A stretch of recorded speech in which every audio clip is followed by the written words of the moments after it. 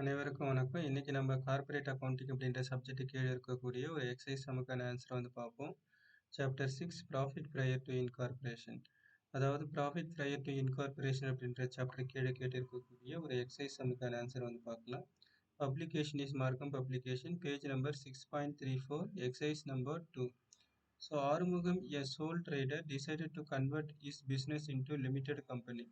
So ஒரு business வந்து புதுசாக ஸ்டார்ட் பண்ணும்போதோ இல்லை ஒரு பிஸ்னஸ் வந்து இன்னொரு பிஸ்னஸ் வந்து வாங்கும்போதோ இல்லை ஒரு டைப் ஆஃப் பிஸ்னஸ் வந்து இன்னொரு டைப் ஆஃப் பிஸ்னஸாக கன்வெர்ட் பண்ணும்போது என்ன ஆகும் அப்படின்னா எஸ்பெஷலி கம்பெனியை கன்வெர்ட் பண்ணும்போது என்ன ஆகும் அப்படின்னா ப்ராஃபிட் ப்ரையர் டு இன்கார்பரேஷன் சாப்டரில் வந்து நம்ம என்ன பண்ணிக்கணும் இந்த பிஃபோர் இன்கார்பரேஷன் போஸ்ட் இன்கார்பரேஷன் அப்படின்ற கேட்டகரிஸில் நம்ம ப்ராஃபிட்டை வந்து செக்ரிகேட் பண்ணுற மாதிரி இருக்கும்.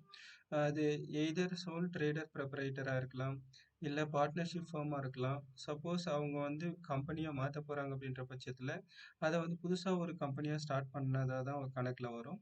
ஸோ அந்த பட்சத்தில் என்ன பண்ணுவாங்க அப்படின்னா that company to be registered with the registrar of the company. So கம்பெனியோட ரெஜிஸ்டர் ஆஃபீஸில் போயிட்டு ரிஜிஸ்டர் பண்ணணும் ஒரு ஸ்பெசிஃபைடு நேமில்.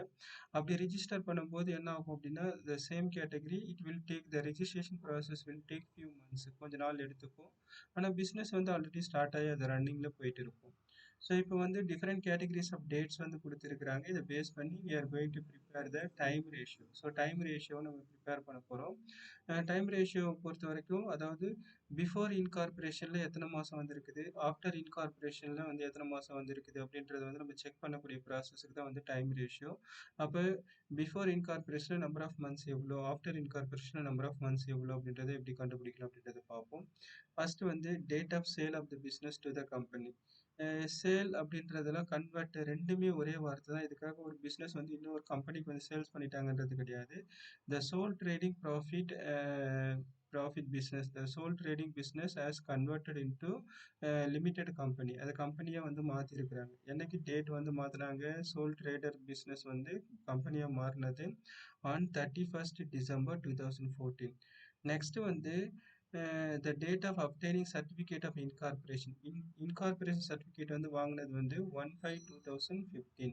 அடுத்தது date of obtaining certificate of commencement certificate வந்து வாங்கினது 16/7/2015. அடுத்தது date of finalising the first account of the company. So அக்கௌண்ட்ஸை க்ளோஸ் பண்ணது க்ளோசிங் டேட் வந்து 30/9/2015. எப்பவுமே வந்து அக்கௌண்ட்ஸ் க்ளோஸ் பண்ணுறது வந்து 31st டிசம்பராக தான் இருக்கணும் அப்படின்ற அவசியம் கிடையாது, 31st மார்ச்சாக தான் இருக்கணும்னு அவசியம் கிடையாது. ஸ்பெசிஃபைடாக கொஸ்டினில் கொடுத்துருக்குறாங்கன்னா என்ன டேட்டோ அதை எடுத்துக்கணும். நெக்ஸ்ட் வந்து சர்டிஃபிகேட் ஆஃப் கமென்ஸ்மெண்ட்டுக்கும் நம்ம கால்குலேஷனுக்கும் தேவையில்லை. நமக்கு தேவை வந்து இன்கார்பரேஷன் சர்டிஃபிகேட் வாங்கின டேட் மட்டும்தான். அப்போ கமென்ஸ்மெண்ட் சர்டிஃபிகேட் வாங்கின டேட் நம்ம கணக்கில் எடுத்துக்கக்கூடாது.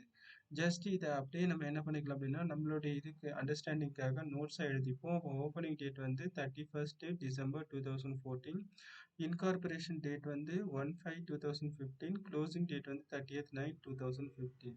ஸோ இப்போ இதை பேஸ் பண்ணி நம்ம எப்படி வந்து டைம் ரேஷியோ ப்ரிப்பேர் பண்ணலாம் அப்படின்றத பார்ப்போம். இப்போ நம்ம டைம் ரேஷியோ வந்து கண்டுபிடிக்கலாம். ஸோ ஃபஸ்ட்டு வந்து ப்ரீ இன்கார்பரேஷன் பீரியட் அப்படின்னாலும் பிஃபோர் இன்கார்பரேஷன் பீரியட் அப்படின்னாலும் ஒன்று தான். பீரியட் அப்படின்னா நம்பர் ஆஃப் மந்த்ஸ். அப்போ ரிஜிஸ்ட்ரேஷன் சர்டிஃபிகேட் வந்து வாங்கி இருக்கக்கூடிய டேட் வந்து 1/5/2015.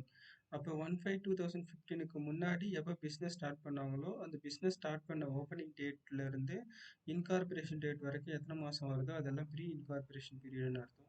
இப்போ பிஸ்னஸ் வந்து சோல் ட்ரேடர் பிஸ்னஸ் வந்து கம்பெனியாக கன்வெர்ட் பண்ண டேட் வந்து 31st December 2014. ஸோ அப்போ ரிஜிஸ்ட்ரேஷன் சர்டிஃபிகேட் வாங்கின டேட் வந்து 1/5/2015. இடையில எத்தனை மாதம் கம்ப்ளீட் ஆயிருக்கு அப்படின்றது பார்க்கணும். இப்போ இங்கே வந்து பார்த்தோம்னா டிசம்பர் மாதம் முடிஞ்சிருச்சு, 2014 டிசம்பர் மாதம் முடிஞ்சிருச்சு. அப்போ அந்த ஒரு நாள் நம்ம கால்குலேஷனுக்குலாம் எடுக்கக்கூடாது, அடுத்த மாதத்துக்கு வந்துடணும். அப்போ ஜான்வரிலேருந்து தான் ஸ்டார்ட் ஆகுது. அப்போ ஜான்வரி, பிப்ரவரி, மார்ச், ஏப்ரல். ஏன் மே மாதம் வரல அப்படின்னா மே மாதம் 1ஆம் தேதி அப்போ தான் ஸ்டார்ட் ஆயிருக்கு. அப்போ நம்பர் ஆஃப் கம்ப்ளீட்டட் மந்த்ஸ் தான் நம்ம எடுக்கணும். அப்போ டிசம்பர் மாதம் கணக்கில் வராது, ஏன்னா அது கடைசி நாள். அப்போ ஜனவரி முடிஞ்சிருக்கு, பிப்ரவரி முடிஞ்சிருக்கு, மார்ச் முடிஞ்சிருக்கு, ஏப்ரல் முடிஞ்சிருக்கு. அப்போ there are only 4 months completed. அப்போ ப்ரீ இன்கார்பரேஷன் பீரியடில் தெர் ஆர் ஒன்லி 4 months. அடுத்தது போஸ்ட் இன்கார்பரேஷன், அதாவது ஆஃப்டர் இன்கார்பரேஷன். அதுக்கு வந்து 1 மேல இருந்து ஸ்டார்ட் ஆகும். 1 மேல இருந்து இவங்களே சொல்லிட்டாங்க க்ளோசிங் டேட் வந்து 30/9/2015 அப்படின்னு சொல்லிட்டு. ஸோ அவங்களே சொல்லிட்டதுனால நம்ம என்ன பண்ணிக்கணும், செப்டம்பர் வரைக்கும் தான் நம்ம எடுத்துக்கணும். அப்போ May, June, July, August, September there are only 5 months. So அப்படி அவங்களே ஸ்பெசிஃபைடாக சொல்லும்போது அப்போ ஒன்லி 5 மந்த்ஸ் தான் எடுத்துக்கணும். டைம் ரேஷியோவில் எப்பவுமே நமக்கு வந்து கூட்டணும்னா நமக்கு 12 மந்த்ஸ் தான் வரணும் அப்படின்றதுலாம் கிடையாது. ஸோ சம் கேசஸில் வந்து நம்பர் ஆஃப் மந்த்ஸ் அந்த 12 மந்த்ஸுக்கு கம்மியாகவும் வரலாம். அப்போ ப்ரீ இன்கார்பரேஷன் பீரியட் இதை என்ன பண்ணிக்கணும், 4 மந்த்ஸ் 5 மந்த்ஸை வந்து அப்படியே ரேஷியோ ஃபார்மேட்டுக்கு கொண்டு வந்துடணும். அப்போ 4:5. அப்போ 4 வந்து ப்ரீ இன்கார்பரேஷன் பீரியடை ரெப்ரசென்ட் பண்ணுது, 5 வந்து போஸ்ட் இன்கார்பரேஷன் பீரியட் வந்து ரெஃபர் பண்ணுது. இதை நம்மளால சமரைஸ் பண்ண முடியாது, ஏன்னா 4:5 நம்ம டிவைட் பண்ணோம்னா பாயிண்ட்ல வரும். அப்போ இந்த 4:5 நம்ம ஃபைனலாக இருக்கக்கூடிய ஒரு டைம் ரேஷியோவை நம்ம கன்சிடர் பண்ணிக்கலாம். That's all.